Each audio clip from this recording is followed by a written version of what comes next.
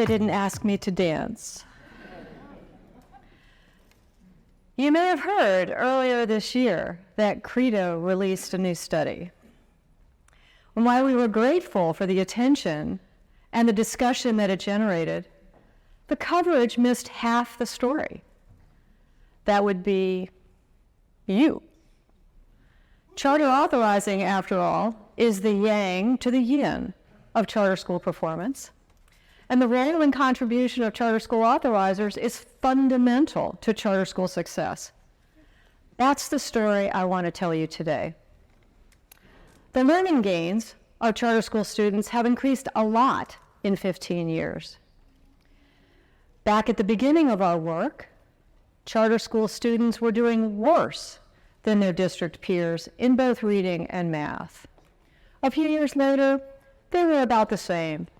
But this year in our study, we found that charter school students were learning more in a year's time than their district peers in both reading and math.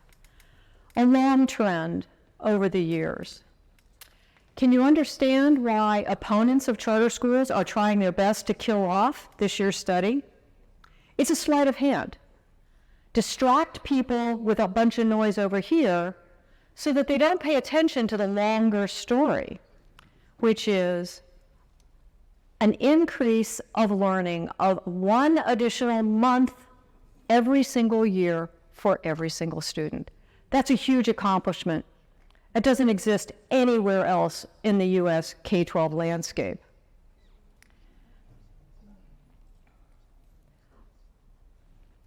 We know that charter authorizing has evolved and continuously improved over the years.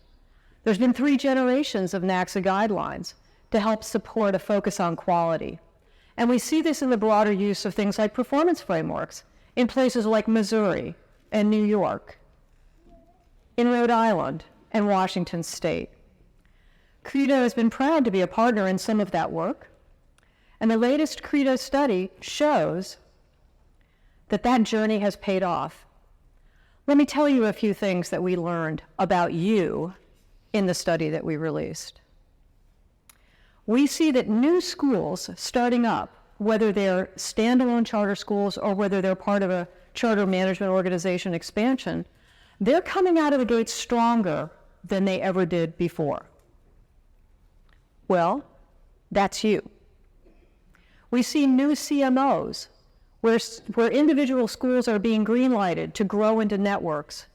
Those networks start out stronger and grow stronger than ever before. Well, that's you getting it done with stronger applications and a stronger review process at the outset. And that pays off. We see in our data that there are multiple pathways to student success. And this has phenomenal importance in our country today, where folks are trying so hard to get to a single solution through regulation. You are showing that there are a variety of ways to use budget and staffing and instructional plans in order to create strong student outcomes that at the same time can be responsive to local needs. You're also showing incredible change and positive outcomes in educational equity for students. We see when we look at individual student subgroups that charter school students in Black and Hispanic and socioeconomic disadvantaged groups are learning more than their peers in district schools. That's a great outcome, even though across the entire study, there's still an achievement gap that those students receive in their learning. But we see hundreds of schools across the country, schools that we call gap busting, where whether they're standalone or networked schools, they are not allowing learning gaps for any of their students to occur.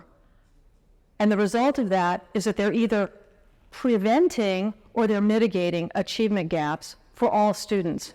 And they're doing this at the same time as providing high-quality outcomes for all students that are even better than the average student in their states.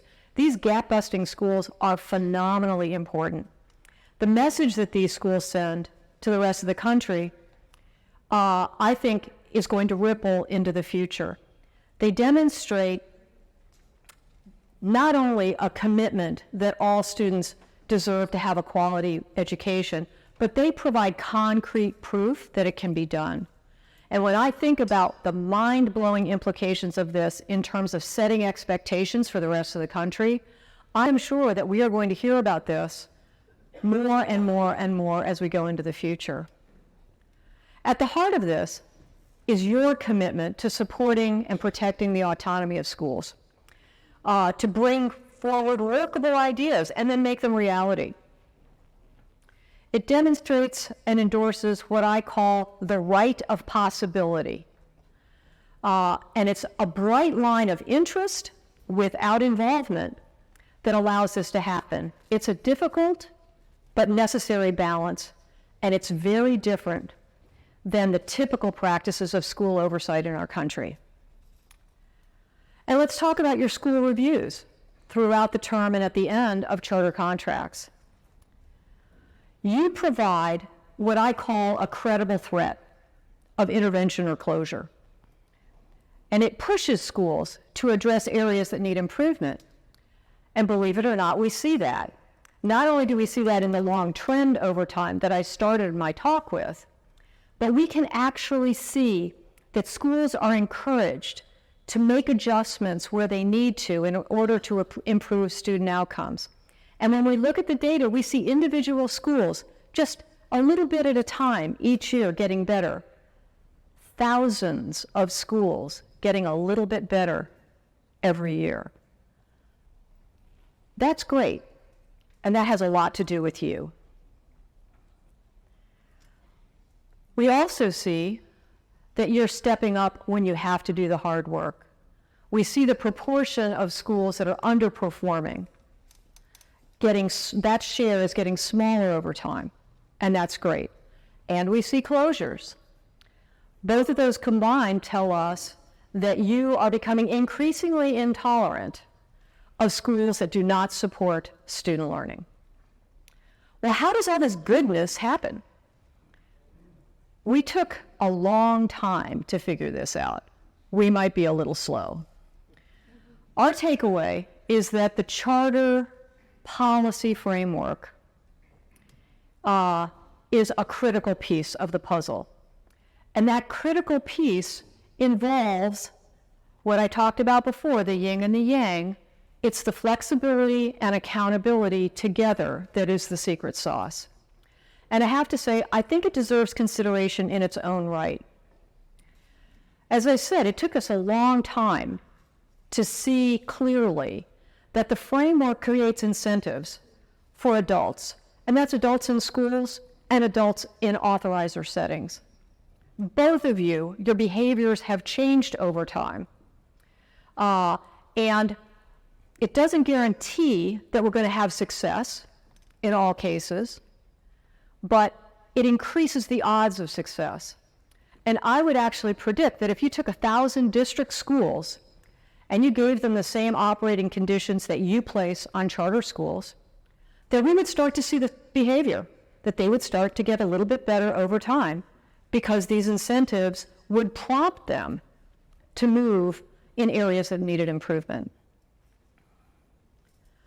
I think that this is one of the bedrock pieces of charter schooling, and I'm very concerned that it not be changed. I think preserving this is going to be really important.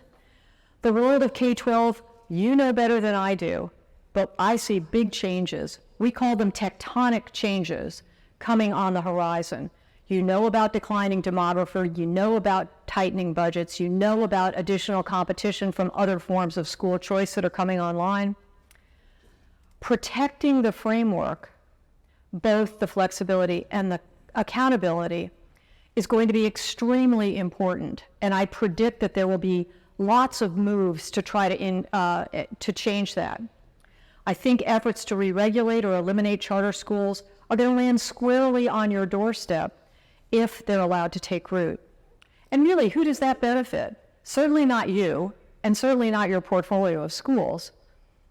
There's nobody as capable of defending the framework as the folks that are sitting in this room. So locking down the framework, I think, is an essential part of the work that you do. Unfortunately, that's not all. And so in my last moments with you, I want to talk about the future. You have new work to do, and I think it's vital to the future of American public education. When we look across K-12, we see standards are falling, curricula are being watered down, grades are being ridiculously inflated, and our students are the ones who are going to pay for that in their futures. I don't exaggerate at all when I say that charter school authorizers are really the bastion of school accountability systems, both authoritative and compassionate authorizing systems in the United States. Isn't that a scary thought? Well, here's what I think. District school boards need what you know how to do. District leaders need to know how to leverage your operational expertise in order to inform the way that they work. And state education agencies definitely need to think more the way you think. They just don't know it. And you need to show them. Simply put, I believe your work is essential to viable public education in the U.S. today. I see it, and I believe you see it too. Thank you.